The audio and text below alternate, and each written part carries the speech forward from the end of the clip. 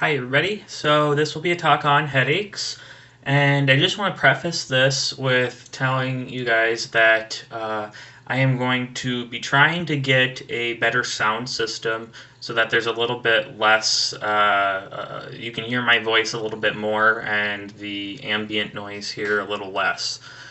But I'm in the process of doing that, so have a little bit of patience and hopefully these will start to sound a little bit more clear. Anyhow, so headaches are virtually universal. You've had headaches. I've had headaches. I had a headache while I was writing this. So everybody has headaches. And because everybody has headaches, and because some people are very apt to show up to the ED, show up to your clinic, you're going to have a lot of people who come in complaining about headaches. So, a headache can be symptomatic of an underlying disorder, which we need to keep in mind. So, things as severe as a brain tumor, which can be a death sentence, something like temporal arteritis or encephalitis. So, various things on the spectrum that we may have to be concerned about. And of course, that's going to be based on what other symptoms do they have besides a headache.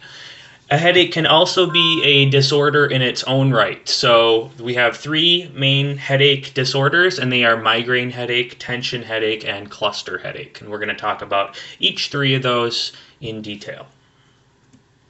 So those are the three headaches we're going to talk about. And I want you to, this is just kind of, especially for those of you thinking about taking the clinical skills portion of step 2, this is something that could really help you. So anytime a patient has pain, you want to get all the information you can on that pain because the kind of pain they have is going to impact your differential. So if I said I have a stomach ache, and you asked me what kind, and I said, oh, it's a dull, achy pain, and it's been going on for a few hours. Well, that doesn't sound that bad. But if I said I have a stomach ache, and you asked me what kind of pain I've got, and I said, I've got a sharp pain that is about 2 inches to the right of my belly button, well, that's totally different. So we need to have all of this vital information on our pain. So I like to use this PQRST system, and the P stands for provoking or palliating. So does anything make the pain better or worse?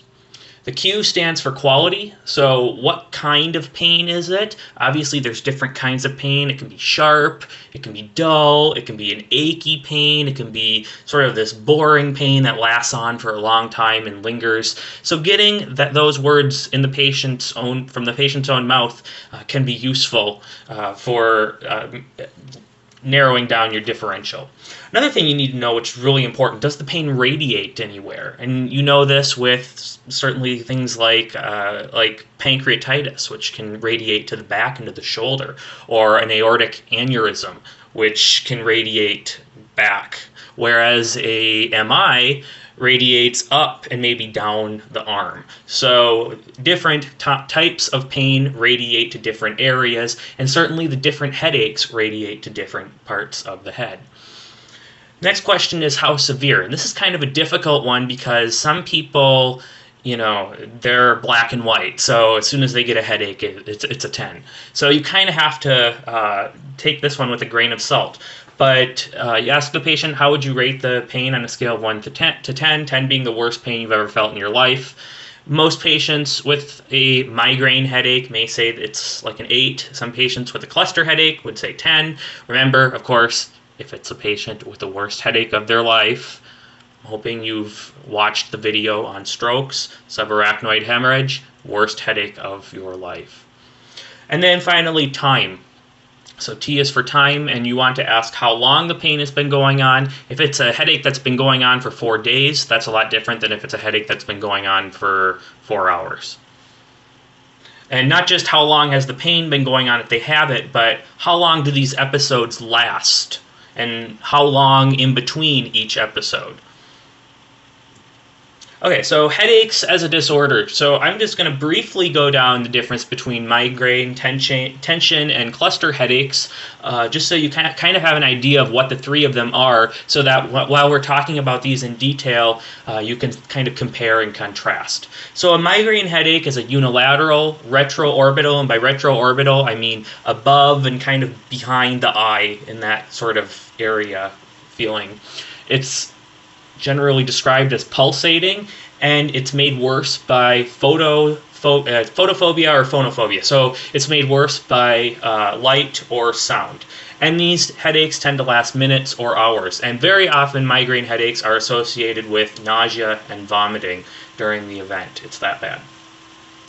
Tension headaches, on the other hand, are much more common. These are felt around the entire head, especially the back muscles in your head, so the occipital muscles. A lot of people refer to this as vice-like. If you ever took shop class, which is the only time I've ever been exposed to a vice, that's that thing that you crank and it holds the wood for you, so it's really tight. And tension headaches tend to be sustained, so they go on for quite a while. So if a patient says, yeah, I've had a headache for 6 hours, it's probably a tension headache. And it's generally not aggravated by light or sound, and it's less severe. Very rarely is a tension headache accompanied by non-headache symptoms, whereas a migraine headache, a lot of times you can have nausea or vomiting. Tension headache, you generally never have that. A cluster headache is a unilateral, non-pulsatile, extremely severe, but often pretty brief headache, and it is associated with a lot of non-headache symptoms, particularly in the face. You see redness of the eye, rhinorrhea, so nose running, usually on the same side that the patient complains of the pain on. The nose may be stuffy. You may see some facial swelling on the same side as the headache, and you may see a little bit of Horner's syndrome, so a little bit of ptosis on that side of the pain. And then some other symptoms are also going to help you determine whether further workup is needed. So remember that headache spans the spectrum from benign to symptomatic of a life-threatening condition. So anything like trauma or abnormal vitals, like a fever or low blood pressure, or focal neurologic signs like hemiparalysis or hemianesthesia, those all warrant a more in-depth workup. So you have to take the headache and then take the patient as a whole. And if they have some really abnormal signs outside the headache, then that's going to point you towards possibly something other than a headache disorder. Okay, so just remember your PQRST of pain, and that's we'll look at that. We'll look at this at the end too. Okay, so a migraine headache. Migraines affect 28 million Americans. It affects children and adults. It tends to, in children, affect boys more than girls, but women are affected more than men. And so that lends to some credibility to the idea that there's probably a hormonal aspect to it, particularly estrogen. The primary average age of onset is usually in mid to older adulthood, so 25, 30, 40, 50 years of age. The idea behind migraines, it's idiopathic, but it's thought to be an inflammatory response, and there's a hypothesis surrounding this expansion of extracranial vasculature, so not the vessels that are from the internal carotid artery, ACA, MCA, etc., that feed your brain. These are the extracranial vasculature that are on your scalp. So that's the hypothesis, and we kind of see that it makes sense with one of the treatments. The hypothesis is that the arteries expand and it irritates nerves surrounding them. But anyhow, migraine headache is idiopathic, and there is some degree of inflammatory response. For a lot of patients, this is a debilitating issue, so it needs to be treated really carefully and really seriously, because for a lot of people, this causes them to miss work. The characteristics of a migraine headache are unilateral. On the USMLE, they're 100% unilateral. retro, supraorbital, so kind of in that eye region. And then the patients describe them as pulsating. And the pulsating feature of the migraine headache is what distinguishes it from other headaches. It's also made worse by light and sound. Now, if you have just a run-of-the-mill headache and you got some loud kids running around, that might not help your headache. But particularly migraine headaches, these are people that are going to go inside their bedroom, close all the windows, close all the blinds, shut the door, and have it dead quiet and pitch black in there. And then migraine headaches are also characteristically accompanied by nausea or vomiting. 20% of migraine sufferers, similar to those who suffer from epilepsy, report an aura. Particularly in migraine sufferers, the aura is visual, and it's before like any aura, it's before the event happens. So the classic aura is the scintillating scotoma, which is just sort of a blind spot that kind of moves around, and it's just this visual deficit. But watch out for that on the test if they describe an aura. That's usually describing an aura of a migraine, that scintillating scotoma. Some describe it as halos or sparkles. You get a lot of colorful descriptions. Okay, so the history on a patient with migraines, generally they are otherwise healthy people. There's a female predilection in adults, but a male predilection in children.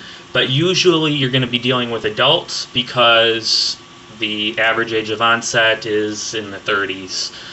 So it usually doesn't come on until adulthood. But migraines can affect anyone. There is a genetic predisposition. So, of course, always having that family history is useful. If they have a history of migraines in their families, they're more likely to have migraines themselves. Now, going back to that hormonal conjecture, why are boys more predisposed than girls, but women more predisposed than men? And we look at this and we see that women are more likely to experience migraines after menarche, after their first period, when their estrogen levels go up.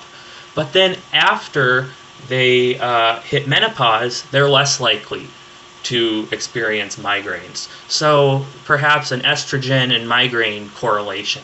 They're also less likely to experience migraines while they're pregnant. And you know that the hormonal levels are much different when they're pregnant than when they're not pregnant and fertile. So when they're at these lower estrogen states or different hormonal states, they're less likely to experience migraines. So very likely that there's an estrogen connection to migraines. Okay, symptoms. As mentioned, we got that aura phase. Often it's very particular to the patient. Usually it's visual. A lot of patients will be able to tell you that they're going to get a migraine before they even have pain. Some patients have reported vertigo as a part of the aura. Some patients have vertigo as part of their migraine. So that's called a basilar migraine. But for the most part, the aura is visual. But know that there are different auras that are possible. The pain phase, as mentioned, is unilateral, pulsatile, around the eye. It's described as sharp and notably worsened with sound or light.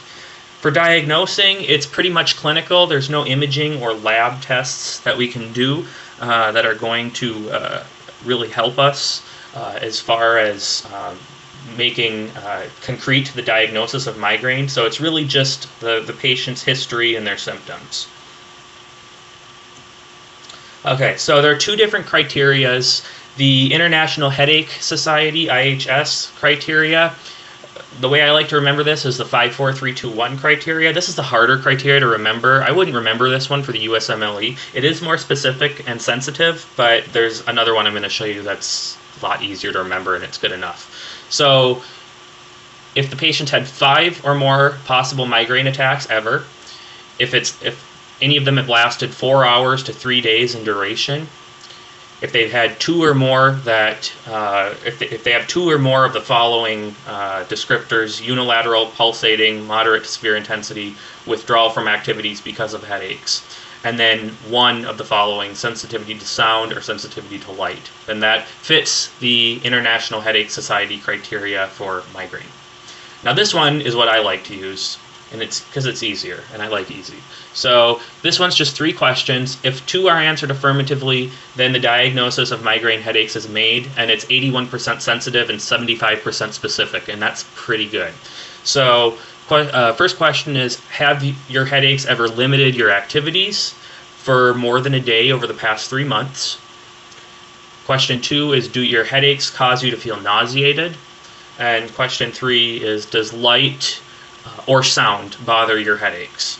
And if they answer 2 of those yes, then the test is 81% sensitive, 75% specific. If they answer all 3 of them yes, then it's probably even more sensitive. All right, so how do we treat migraines? The answer to that is, what do you mean by treat? So if you want to abort a migraine, you want to get rid of the migraine, then you want to give the patient a triptan derivative. Triptan derivatives are, they all end in triptan, and the 2 most commonly prescribed are sumatriptan, which is also known as Imitrex, and rizatriptan, which is also known as Maxalt. These usually come in sublingual formulations, and so they offer relatively quick pain relief. Now, there are also other kinds of medications that are used to prevent migraines, migraine prophylaxis. This is not a medication that you give a patient while they're having a migraine to get rid of it. So this would be something like topiramate, Topamax. And this is something the patient would take every day to reduce the frequency of their migraines. So you are going to get a question on the USMLE that gives you a vignette with patient with migraines plus or minus an aura, and they're going to ask you which of the following is the best treatment to get rid of migraines. For instance, a patient comes into the ED and they're having a migraine episode. What do you give the patient? And they're going to give you one of the triptan derivatives as an answer choice, and they're going to give you topiramate. I can pretty much guarantee you that will be in there. And what they're going to try to do is they're going to try to trip you up, because you know that topiramate does play a role in a lot of people's migraine treatment. But that is used, topiramate is used as a migraine prophylaxis. It is not used to abort a migraine. It is not used when you're having a migraine to get rid of it. For that, you use a triptan derivative. What are triptan derivatives? They are serotonin agonists. And what they do is they help to constrict those vessels that are supposedly, possibly, at the cause of these migraines. So by constricting these vessels, they reduce the firing of that neural plexus that supposedly is around those vessels, and reduce the pain from the migraine. So that's the theory. So we use triptan derivatives to abort, to get rid of a migraine that you're currently having. We use topiramate to prevent migraines.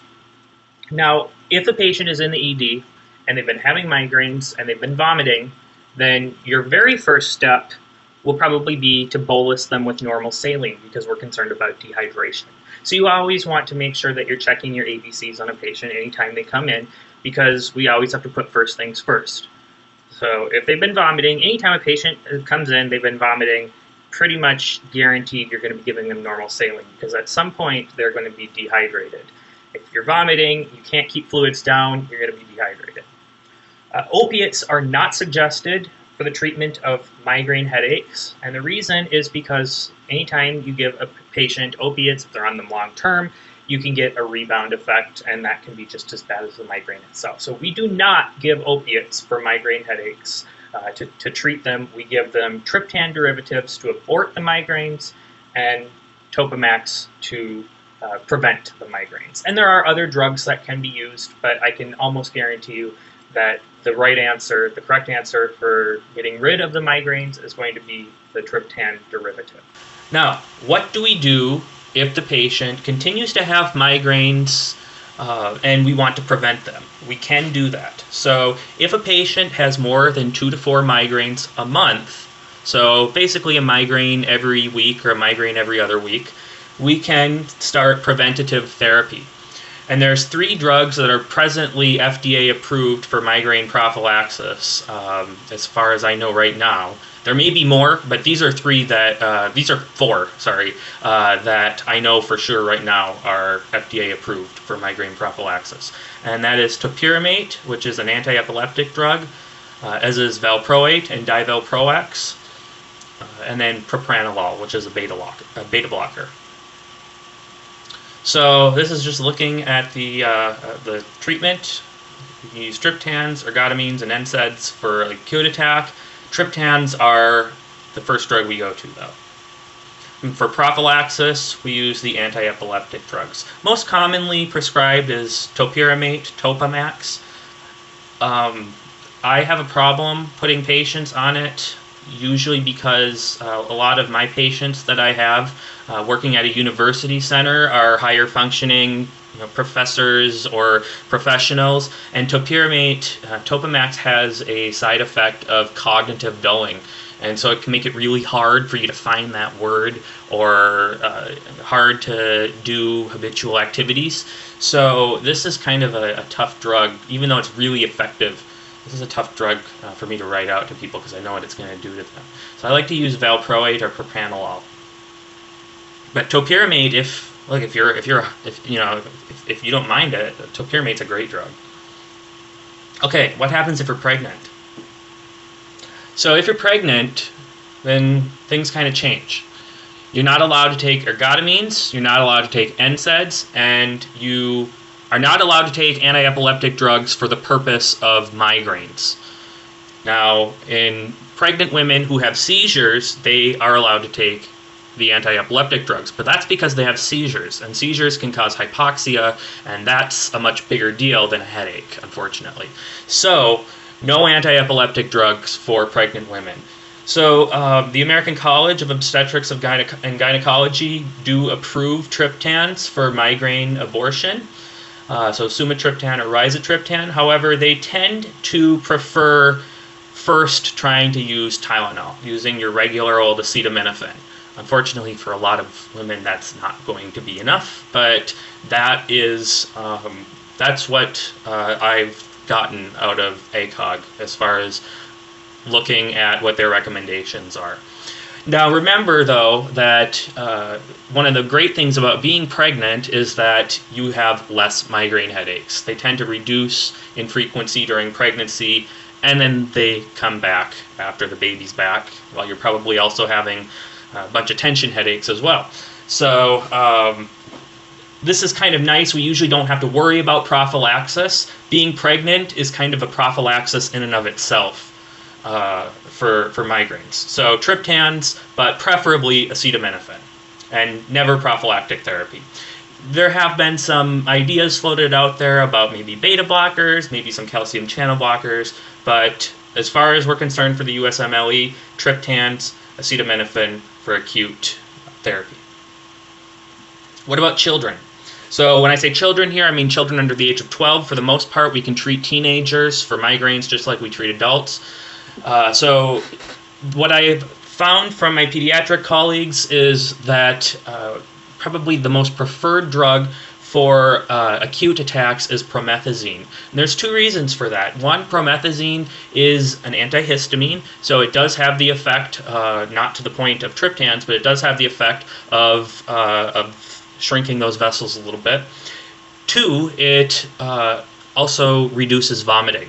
So promethazine is also marketed as Phenergan, and Phenergan is given as an antiemetic. So that's another good thing. Kids tend to vomit with migraines a lot more. And I guess a third good thing is that both of these antihistamines, promethazine and Periactin, will make you sleepy. And so that's kind of nice. If the kid has got a headache and they're really in pain, getting that pain down a little bit and helping them sleep through the headache is good. So for children under the age of 12, I'd recommend ibuprofen or acetaminophen, which is over the counter, or promethazine or Periactin. For prophylaxis, we use propranolol. AEDs can be used, but generally propranolol is used for children. Okay, so a last word on migraines. A complicated migraine, they don't like to use the word complicated migraine anymore. But if you do hear it thrown out there, what it is residual focal neurologic deficits during and after the migraine. So usually in a migraine, you may have some focal neurologic deficits. Of course, if you do, you need to get a CT scan. But with a migraine, if there are any neurologic deficits, they're going to be gradual and they're going to be subtle. Whereas if you have a patient that's stroke or TIA, apart from having a lot of the risk factors for stroke, they're going to be sudden neurologic deficits. Either way, I would have neurology on the fast dial to see if you need to CT this patient or not. But you just have to use your discernment on whether you think this is a migraine or a stroke. It's generally going to be pretty obvious. It's very unusual for patients with migraine to have the kind of neurologic deficits that you see in stroke.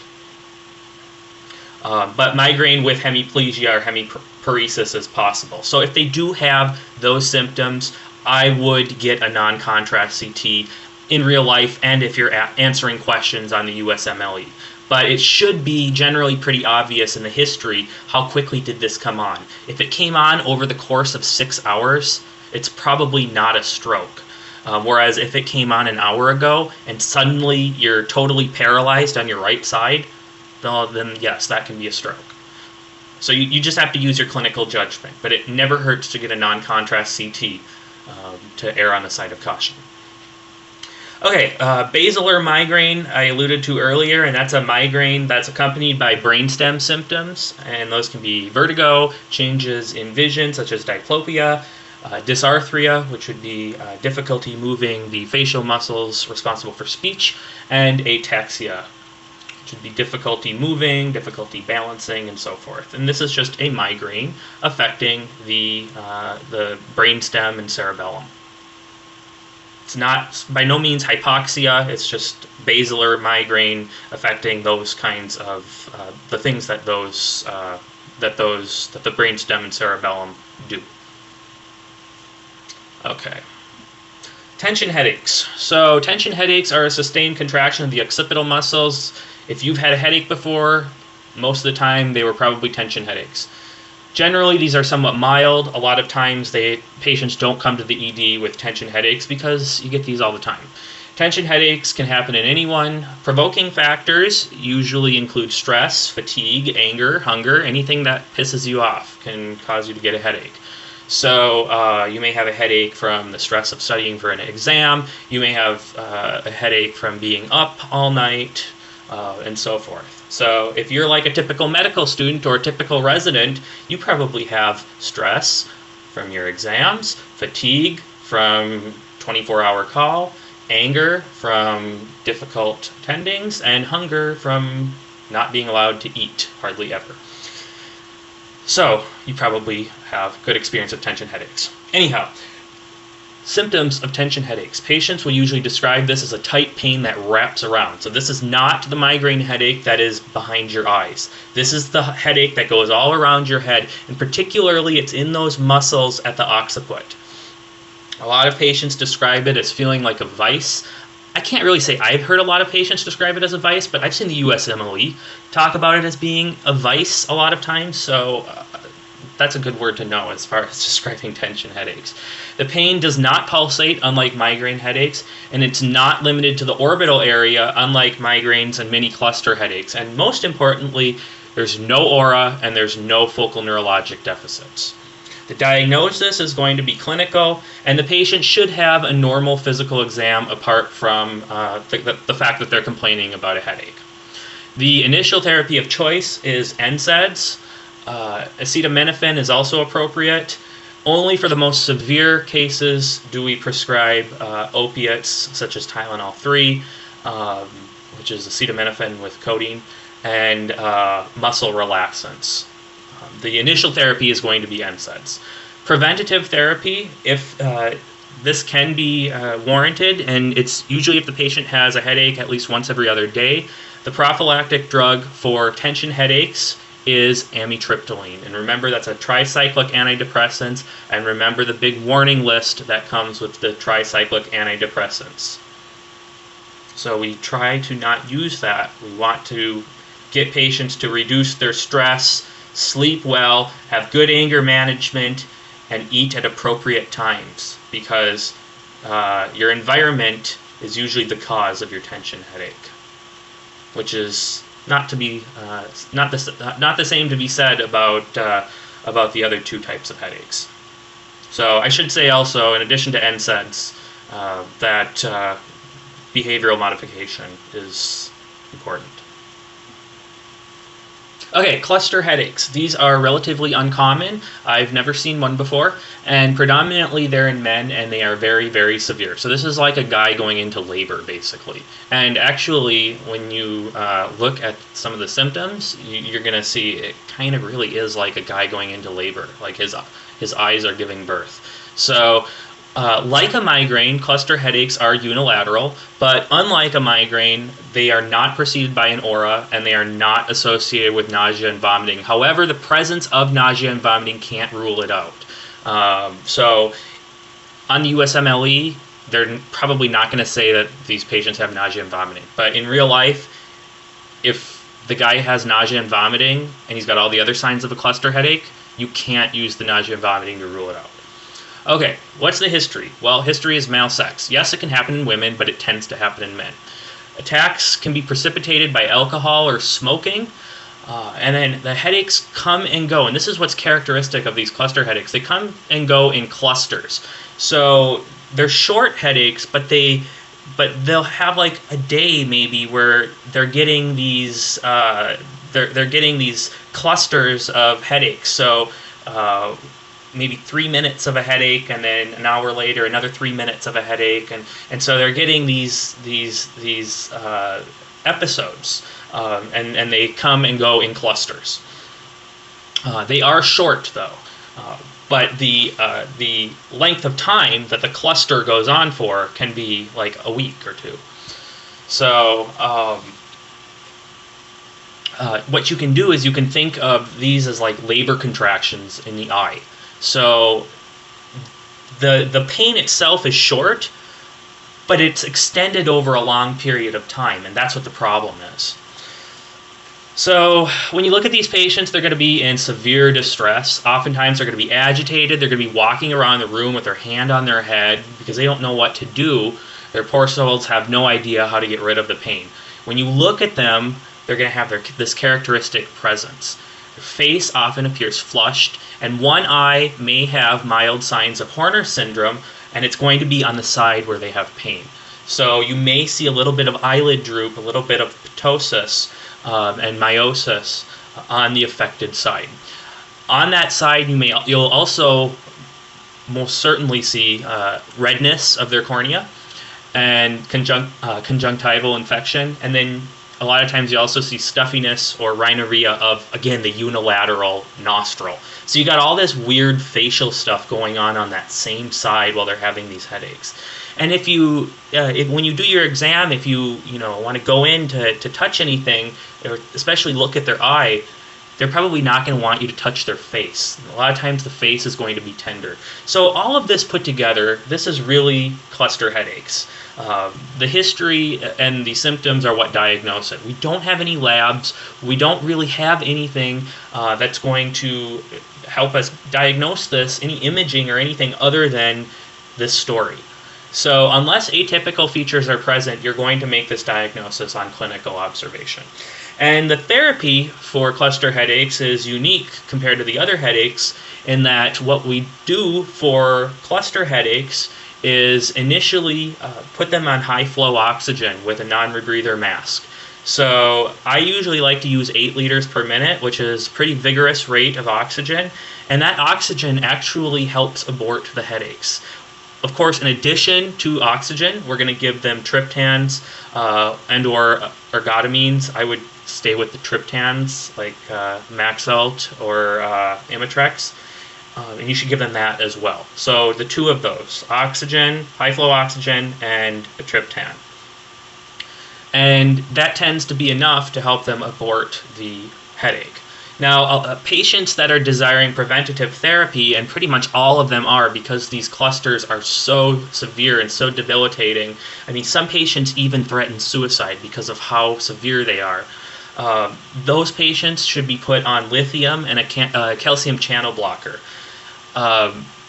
Lithium is used in place of the ergotamine because it's easier to get a steady state of lithium than with ergotamine. So lithium and a calcium channel blocker is prophylactic treatment for cluster headaches. You can use verapamil and nifedipine. And most importantly, for cluster headaches, because of the association with smoking, these patients need to stop smoking. And if you tell them that stopping smoking may help these cluster headaches go away or happen less frequently, that might be the thing to get them to stop smoking. I don't know, the way these headaches are described, I can't imagine anybody wanting to keep smoking unless they're really, really addicted.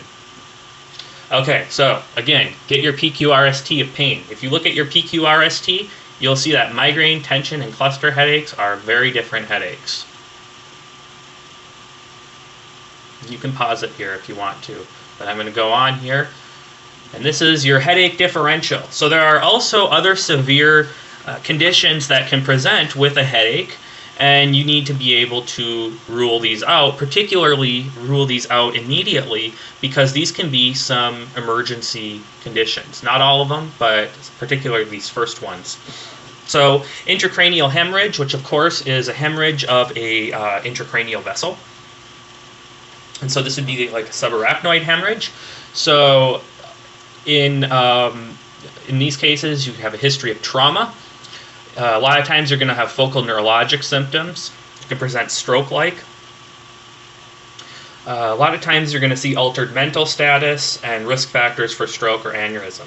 I would say most importantly here is the focal neurologic symptoms. If you have a patient with a headache, but they also have focal neurologic symptoms, you really have no excuse to not get a CT, because the risk of them having a stroke or a hemorrhage, even though it may be small, the consequences, if you miss it, are disastrous. So if a patient has focal neurologic symptoms and they have a headache, you should get a non-contrast CT.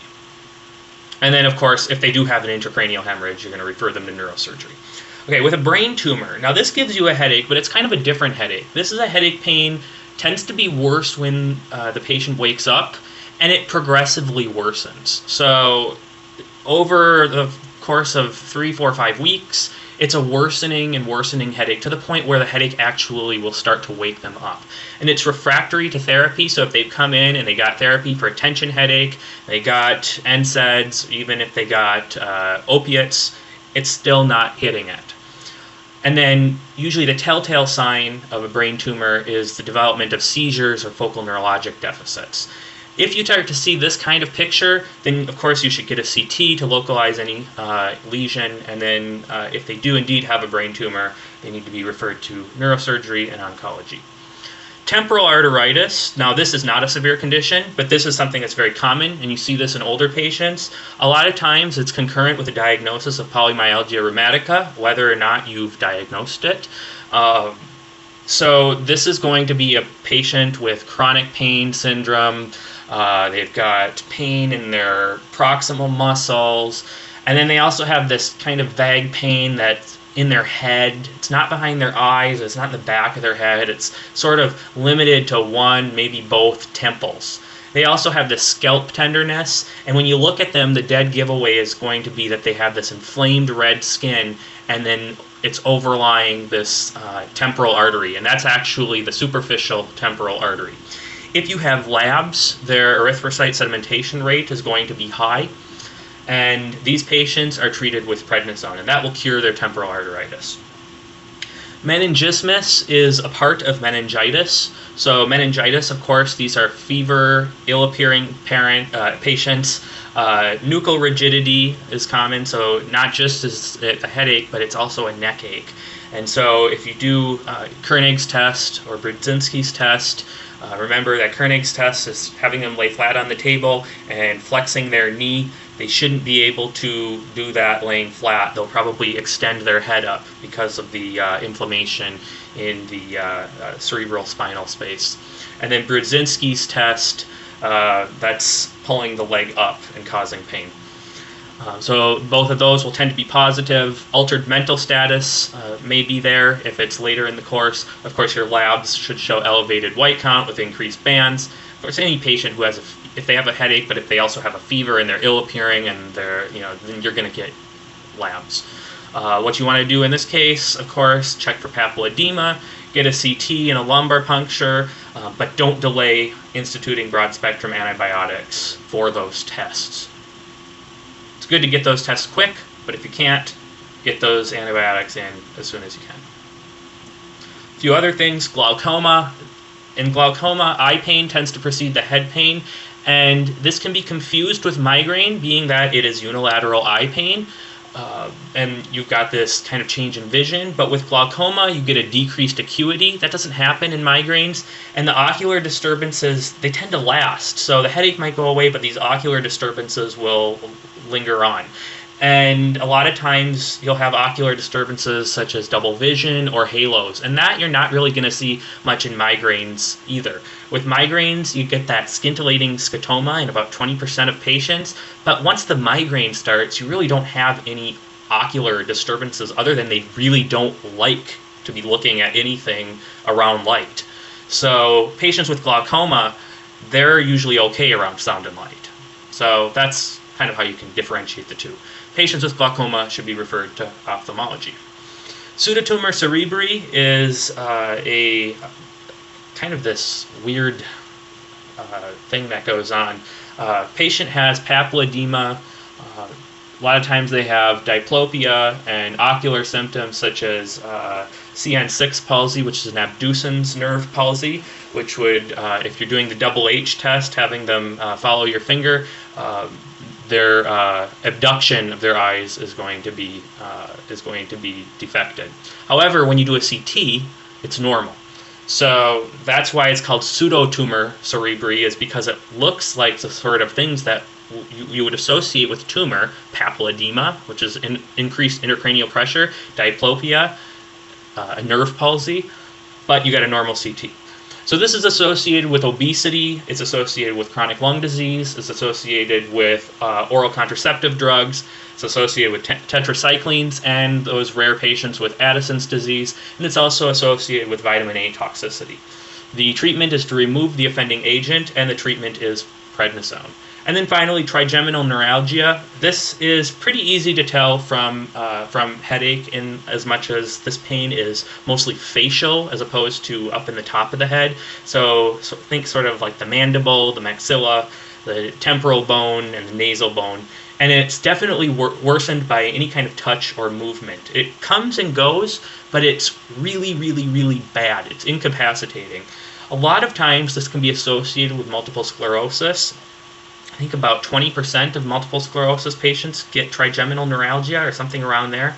It can also be associated with posterior fossa tumor. So we want to rule out both of these and get a CT. And then once we've diagnosed them with trigeminal neuralgia, or the old-fashioned name tic douloureux, we treat them with carbamazepine. And that is it.